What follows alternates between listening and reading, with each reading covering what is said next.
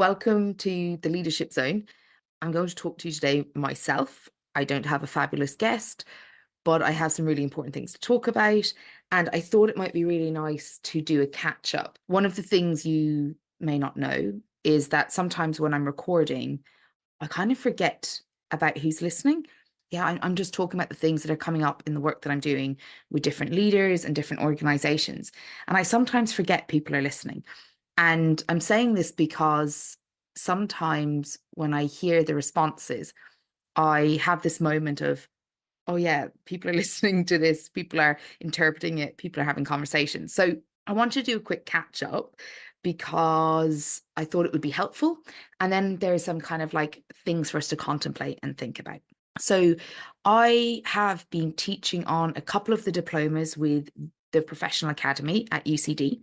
And these diplomas are like 12-week, once a week sessions, quite intense, a lot of theory as well as practical application. And I've been teaching across the Leadership and Management Diploma, the Women in Leadership Diploma, and the Diversity, Equity, Inclusion and Belonging Diploma, which I love. All of those are in my wheelhouse. But I suppose what that's been doing is it's been giving me a sense of people and a connection to people who haven't necessarily hired me for coaching or organizational interventions, but they're looking for support so that they can be more effective in their organizations and develop their career and have more up-to-date knowledge. So thankfully, these things have brought me into a whole new set of types of conversations. And it means that I'm speaking with a lot of people about the types of things they're trying to do in their organization. Whereas usually I'm brought in because somebody's decided to do something, they've already kind of decided what they're doing, or I'm brought in to coach somebody. But in this case, I'm working with people who are figuring out what they want to do in the organization to be more effective, and lots of different points of view, lots of different grades or levels in the diplomas, and a lot of different types of ways of thinking about the same stuff. So it's led me to understanding a bit more about where workplaces are and people are before they're ready to work with a coach or bring me in to consult, which results in, again, a nice broader view of things. And I get to put on my little academic hat and my experiential learning process and work with people. So I've been doing quite a bit of that. If you're on my emails, if you get those leadership letters, if you are watching any of the YouTubes, if you're on my socials, then you would know that I am up to my eyeballs, which wouldn't be hard because I'm fairly short, up to my eyeballs in bringing inclusive leadership, navigating organizational complexity to life. Now, thankfully, I have a team. Like, without the team, it wouldn't be possible. I had someone say to me earlier today, Sheila, I don't know how you're doing so much. And I think this is where people can get kind of confused. I am currently the face of my brand and the face of the work that I do, but behind me is a massive amount of team. So I have an assistant helping me with emails and sorting out contracts and stuff. I have another assistant helping me with social media, these podcasts, YouTube, things like that. I then have people interning with me with a special interest in psychology or a background in psychology. And then I have a research assistant and I have a number of editors. And so, to be fair, I am doing a lot, but I'm doing it because I have really great people around me. And I bring that up because a lot of the time when I talk to leaders, I do know that there is an isolation that comes with leadership. I hear that quite a bit. And that it becomes harder to trust people because sometimes people might be engaging with you in an informal way, but you might find out that they use that information later, or you might be unsure of how much you can trust somebody. And so I suppose I'm sharing this because with all of this going on, I have been very busy. I have been achieving loads externally, but that's been because I have people keeping everything going and they're really good at what they do. And that changes everything. So I just wanted to start with that today. We are coming into 1st of March, which will be, I think, International Women's History Month. And then the 8th of March is International Women's Day. And already I've been on a number of different interviews discussing women in the workplace, women in leadership. And one of the things that we aren't touching on yet in any of the public debates, and I'm going to touch on, is the polarization of discussing women in the workplace and how that is not because we shouldn't be discussing women in the workplace, but how it is creating a polarization and how it's making it difficult to think about inclusion. So I'll start by saying this. when I talk about women in the workplace, I am talking about how to create a fairer workplace for all. But I am first and foremost in that moment addressing the unfairness or the inequality that women are facing. So that's the first point, right? To create a fair workplace for all, we have to address those that a workplace isn't supportive of or isn't designed for. And I say this all the time. Women talk about imposter syndrome, and I have a massive argument against that, which is it can't be imposter syndrome if the system isn't designed for you. And from that very basic position, if the system isn't designed for you, you can't be feeling like an imposter, as in it's not an internal issue that you have. It is an external signal you're getting that this place wasn't designed for you, and you don't feel like it fits or that you are enough or that your efforts are enough because it hasn't really been designed for you. So, and this is the same for all marginalized groups. If an environment isn't designed with you in mind, which of course not every environment can be, with everyone in mind, and we'll talk about that in a second, then we actually have to acknowledge that we are going to feel like it doesn't fit us very well sometimes. And while imposter syndrome is a thing and people experience it, I think first, before we assume it's imposter syndrome or a lack of confidence, we do need to come and ask ourselves, am I picking up subtle signals in this environment that it wasn't designed with me in mind? And if I am, then it's probably not imposter syndrome. It's probably a discomfort with the reality that what I need to thrive might not be what's considered good enough or acceptable or valid in this environment. Now, why am I saying this? Look, I work predominantly, like if we look at the numbers, with men. And because I specialize in leadership, I'm often in rooms with men of all different racial backgrounds, geographical locations, ages, experience, professions, industries. And I'm working with men all the time around how they can be more effective as leaders. I'm working with women on that too, but I spend a lot of time in rooms with men. And when we talk about women in leadership or women in the workplace, it can sound like it's not related to men, or that the risk is that it's going to be critical of men. And one of the first things when I teach on this diploma that I brought up, the Women in Leadership diploma, which actually I designed. So it's built around a couple of key premises, such as, that women have something valuable to bring to the workplace, that while women have barriers, they also have unique opportunities, that there are some tightropes women have to walk, but that they have choices within it. So it's really built on this idea that women bring something valuable to the workplace. Often people can think that that means the diploma or the work I do with women is going to be critical of men. And my specialty ultimately is inclusive leadership. It is about how we use inclusion to lead effectively. And I have to say that the solution for all people's fairness and equality in the workplace will require all people in the workplace to engage with it, not just some. And one of the things about women in leadership and women in the workplace that I talk about is the barriers are not by men to women, right? So based on the research that I've read, based on what I've seen so far, it's evident that these barriers are upheld by all genders in the workplace towards one gender, as opposed to gender wars or gender versus other genders. So that's the first thing, that actually we've got to look at not just what barriers women are facing, but also what barriers women and men and others with other gender identities are co-creating, maintaining, defaulting to. But also you can go a step further than that. And I would say that in workplaces where there is fairness and equality for women, we see that that has a positive impact on a number of different identities. We see that men have gained from the changes that support women in different ways.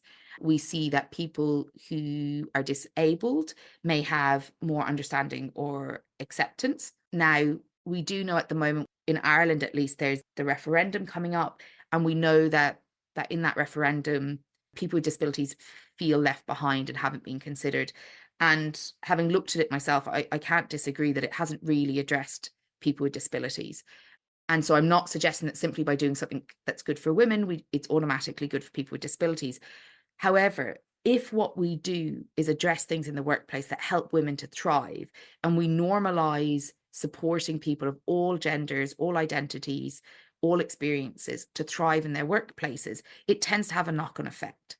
And the example I have for that is a lot of efforts that are made around disability inclusion go far beyond disability inclusion and benefit so many more people than it originally intended.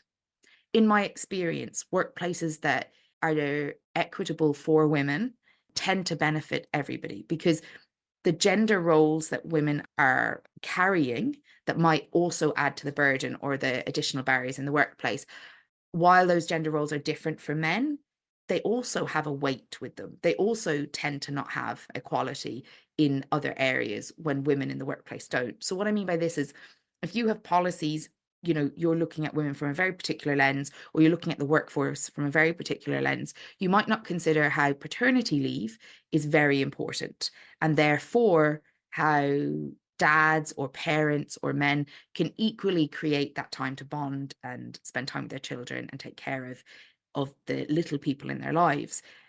But a lot of the time, those efforts are not the pressing issue. So what I mean by that is that the bigger issue will usually in that kind of area sit with women, and then later sit with, oh, well, actually, there's an inequality here for men. So what ends up happening in a lot of these discussions about women in the workplace is that people with different unmet needs feel really unheard and unseen. And part of that issue is because we can create this othering even when we're trying to create inclusion. And what do I mean by othering? I mean, we can create this environment in which there is, for people to get something, we put down others or we deprioritize others. And I don't think that's what we need to be doing. I don't think that's going to help women in the workplace. And I honestly believe that all people in the workplace have something to bring and value to add. And we've got to get some skills to do that. However, sometimes when our focus is on unconscious bias training or getting people to agree on like points of view or political understandings, it causes an oppressive pattern. So it means that it becomes really hard to be inclusive, because now we're trying to get people to think the same, which ironically is the opposite to diversity. But what I would highly suggest we do, if you yourself are icky thinking about women in the workplace, or women in leadership, or International Women's Day, or you're in a workplace where you know that there's backlash. So when it's celebrated, you know that women are going to face backlash, like snide comments or commentary between others about them when they're not in the room, or kind of slants about diversity hires, that type of stuff. Or you are a man listening to this, and you're thinking, well, I'm not really sure how to interact with this. Here's the thing. Celebrating people's identities does not automatically mean it's better. They're not in competition. So celebrating women in the workplace is good for women, but it's also good for others, because we normalize celebrating differences. Secondly, acknowledging the barriers one identity faces does not take away from the barriers other identities face. They're not in competition. If we have them in competition, we're doing something wrong. Thirdly, just because an identity group needs something, whether it's a group who are racialized, whether it's gender, whether it's related to ethnicity, whether it's related to disabilities, just because a group doesn't have something, and you may have that privilege, and privilege is simply you do not have a barrier in that area, right? So let's not panic about privilege here. If you do not have a barrier in the area that people are talking about having unmet needs in, it doesn't make you a bad person. It doesn't mean you need to defend yourself, and it doesn't mean you need to explain yourself. It doesn't mean that you must compete with those needs and decide whether your needs or their needs are bigger. It is much more effective to acknowledge that they have unmet needs and that they're having a different experience based on their identity. And then you can engage with that topic. It doesn't reduce your needs. And we know that there's this increasing political polarization of these topics out in society. In the workplace, they don't need to be polarizing, because the topics aren't necessarily relevant, in the sense that it doesn't matter what people vote or believe. We have legislation around discrimination. We have evidence ways of creating an inclusive organization. We have, the need for everyone in the workplace to be able to thrive so that they can do really good work. It doesn't mean that we all politically have to agree on the same thing, or that we need to further our political positions in the workplace. If you choose to, you can. But really, the idea of International Women's Day in the workplace is about acknowledging and addressing the barriers that women face in the workplace. That doesn't take away from other people's barriers, but everyone is part of the solutions. If there is an event and you can go to it, regardless of your identity, go to it. Because when we start to normalize inclusion of all in the workplace, it will make it easier to do that for different identities and different barriers that different people face. As we do that, we can start to stand up and kind of engage with inclusion for other identities that don't just benefit us. And this is a really big barrier in inclusive work around gender, especially, is there's this kind of idea that what they're talking about isn't relevant to us if it's not about us. But of course it is relevant. We are in a workplace where people with different genders and different identities have to work together effectively.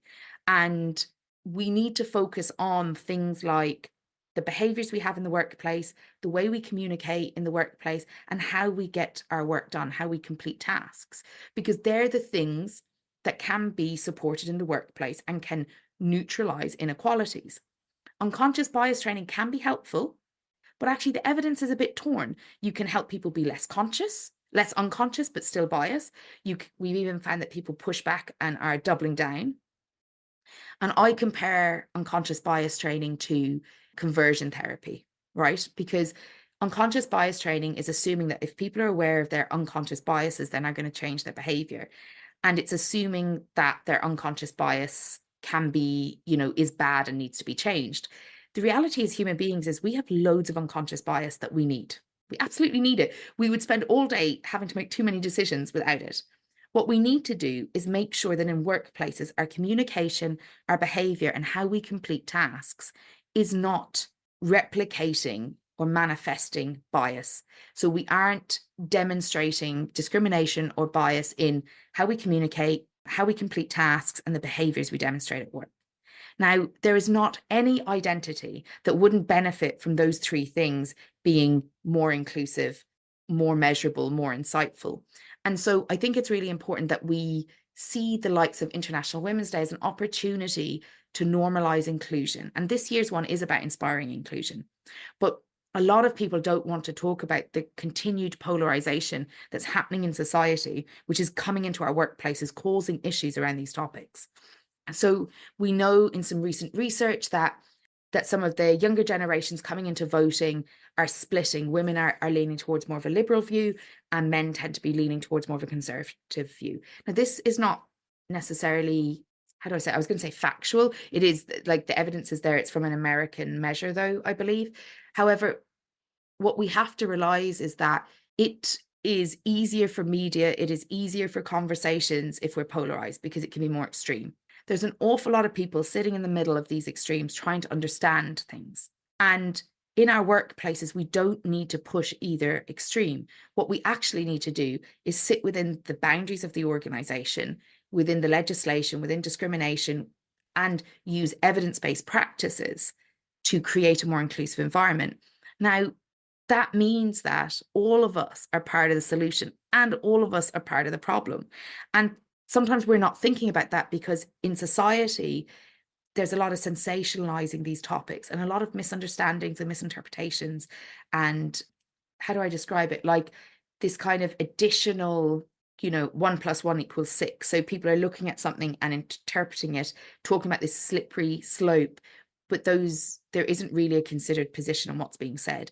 But what's happening is people are using fear, tapping into confusion, using quick one-liners that go down well on social media to kind of close off the discomfort and the critical thinking that's needed in this area.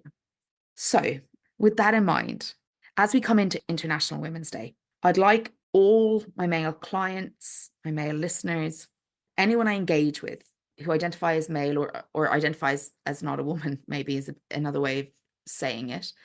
I want you to be able to kind of say, actually, I have a role in this because how women are treated in the workplace does impact how we engage with fairness and equality and how we ensure that the workplace is fair for everyone to thrive, which will and does include me, regardless of your identity. But we're looking at one area and specifically focusing on it. The other thing I'd like everyone to consider is please do not use International Women's Day as a gender debate and kind of oppression Olympics. Like, it is not about how bad men have it or how bad women have it or how bad other identities or genders experience it. It is about understanding that we have a statistical difference in how people who are identified as women experience the workplace based on social expectations, based on, societal biases and assumptions, and that this has an impact on how those people experience their workplaces, basically.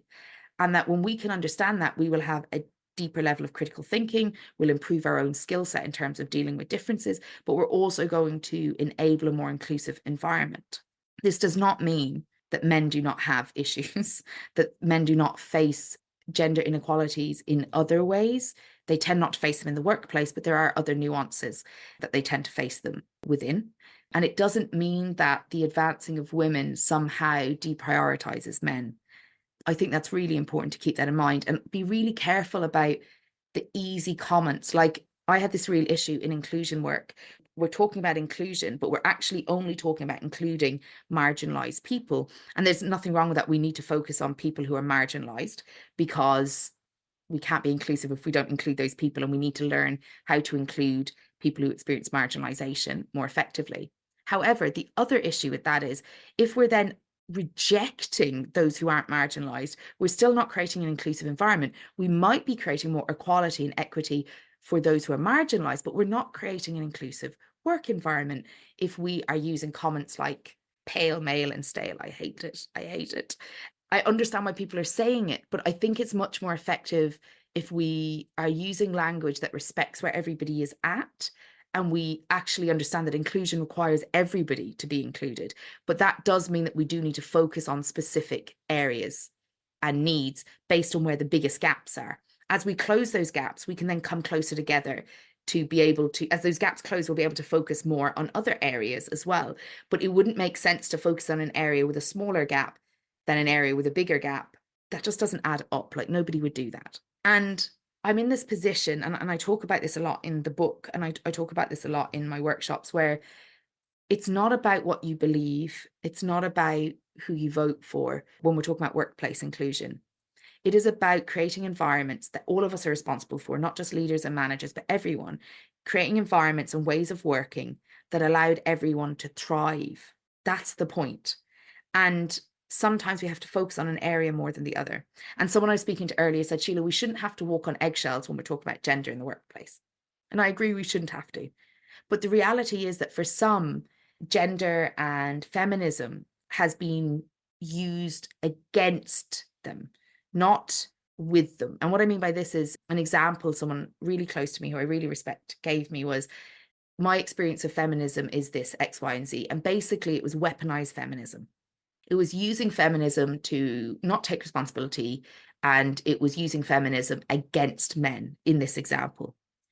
And I would argue that against everything. Everything that's good in inclusion can be weaponized and misused. And we need to stop collapsing those two things, because it's leading people to reject what can be better work environments and can be more effective. So one of the main arguments that I have is around gender and equality in the workplace. And if our way of achieving gender equality requires the dehumanization or the disrespect of another gender, that is not inclusion. You might be furthering your power, that gender power, that identity's power, but it's not going to result in inclusive organizations. The way we approach inclusion in organizations has to be different to society, because in societies, we are just part of a society. We take a political position based on our own lived experience and our points of view and our values, and we vote on them and we debate them. And these things are important in society because I belong to society automatically by being in it.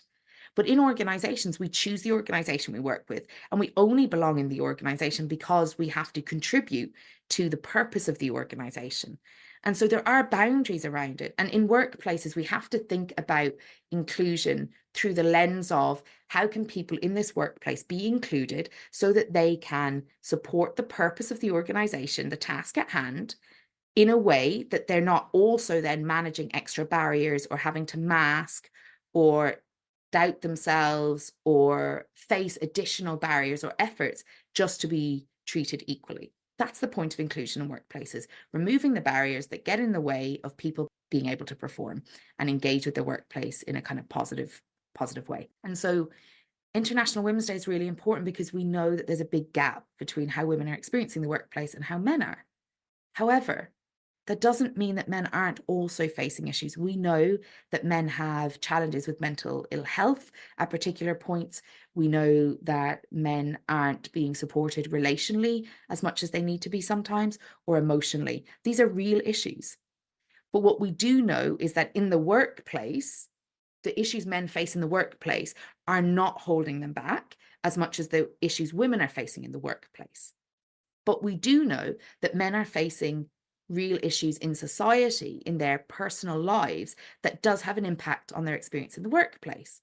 So I don't want it to be either or. However, we can't also do this whataboutery, this idea that if we're talking about one topic, I'm going to ask you to talk about the other topic because I'm deprioritizing your focus. So if I see any more posts this year about what about Men's Day, there is a Men's Day. I would like us to celebrate it too. I would like us to talk about men's needs and issues in the workplace, but they will be different to women's needs and issues in the workplace because workplaces have been designed differently. Like very basic things. I'm just going to say these before we finish. Like the work week is designed around a male hormonal cycle, not a female hormonal cycle. The way we measure performance is usually quite closely aligned with men's 24-hour cycle rather than women's. We also know that when we give men feedback, we give them developmental feedback. So we tell them how they can improve. But a lot of the time with women, we either give them feedback which isn't developmental, like, oh no, you're doing great, keep doing it. Or we give them feedback that is about their personality. Oh, you need to be more confident. You need to speak up more. It's about who they are and how they are, rather than developmental feedback about a soft skill or a technical skill, which we know we give men more of. This isn't because men are bad and we're giving them more and so we should blame them. What we need to do is go, okay, how do we translate what we do well with men and see if that works well with women? And a lot of the stuff that I do, like in the women's leadership diploma, is actually all about a strengths-based approach. Women can bring value to the workplace. Yes, they face barriers, but we don't go into a blaming position because it doesn't change anything. We don't go into what it should be. We might say, oh, I wish I didn't have to do this. But the reality is, for the Women in Leadership diploma and for any women in the workplace, we do acknowledge that things may not be fair, but going into the victim position or going into a blame position isn't helpful for making decisions about the choices that we have in workplaces. However, as we head into Women's International Day, I would really encourage you, regardless of your identity, regardless of your relationship with gender, to see it as an opportunity to acknowledge that there are differences and barriers that different identities face in the workplace. And that by you understanding that, whether you identify as a woman or not, can be really helpful in your performance in the workplace and in your insights so that you can be more effective. We cannot be inclusive in our workplaces and have higher performance if inclusion doesn't involve all. But that doesn't mean that we don't, at different phases, have to prioritize different topics and different areas of concern. So that's my update. I will leave you with that. I'm going to start taking listener requests and questions. So if you have any particular question you'd like discussed on the podcast anonymously, pop me an email. It's sheila@sheilawalsh.com. There'll be information in the links.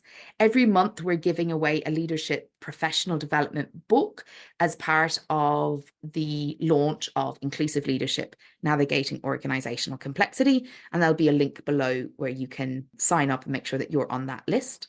I would love your questions and comments. You can use any of the social media sites. So it's any of them at Sheila Walsh 1. And you can send me a confidential comment or question to sheilawalsh@sheilawalsh.com. Until next week, thank you for listening. Please do review the episode, review the podcast. It's really helpful. And feel free to add any comments or questions in the podcast area. Until then, over and out. Thanks for being with me. Have a good week. Mind yourselves.